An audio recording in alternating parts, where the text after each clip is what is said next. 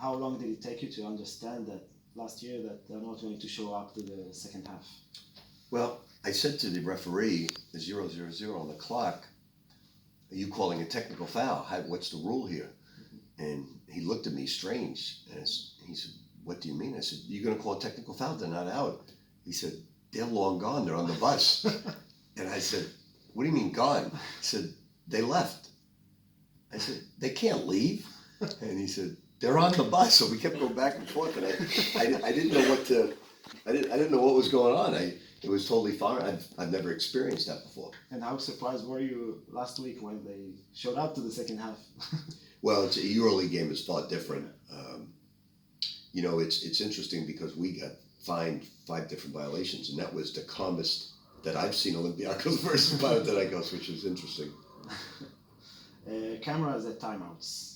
We saw, I guess you saw Obradovic losing it back then. What do you think of this issue?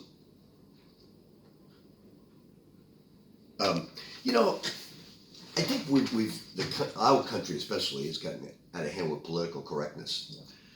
You know, I don't think you have to be Bob Knight where you know, but on the other hand, if you're going to come in the huddle, a huddle is like the locker room, a sacred place. If you can't handle language, don't come in the huddle, because this is not the world of Mary Poppins.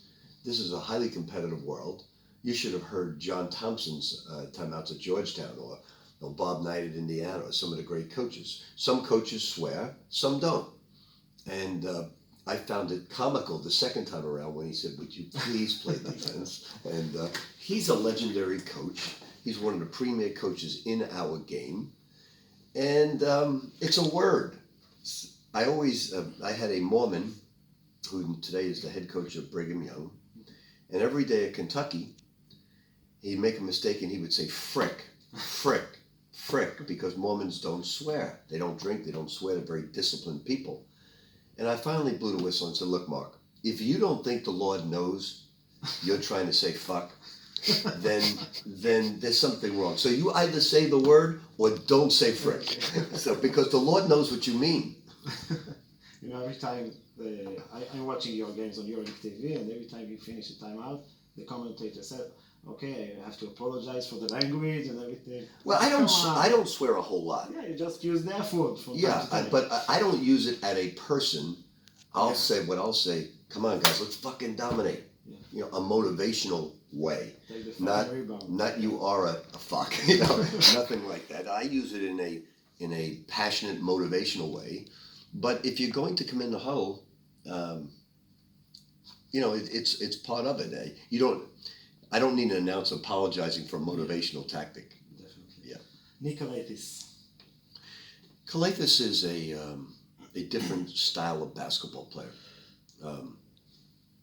He's got very good size, and that's what makes his vision so great. He's a chess player. He's 2 moves ahead of everybody. He knows where the play is going to develop, and he's quite unorthodox. Great person, great player.